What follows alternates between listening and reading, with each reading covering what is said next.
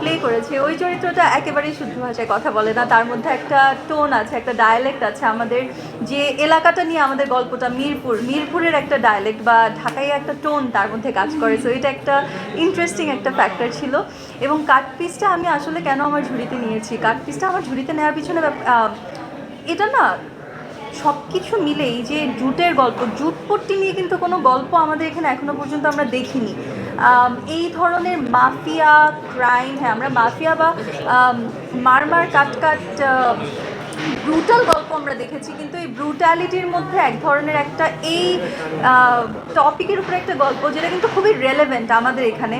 এটা কোনো ব্যক্তি বা কোনো ইয়ের উপরে কোনো সংস্থার রিলেটেড কিন্তু কোনো গল্প না, এটা একটা সিন্ডিকেট, যে সিন্ডিকেটটা খুবই অ্যাক্টিভ বাংলাদেশে এখনও চলছে। এরকম একটা সিন্ডিকেট নিয়ে মাফিয়া ডনদেরকে নিয়ে একটা গল্প, যেটার মধ্যে সত্যতার জায়গাটা আসলে অনেক বেশি।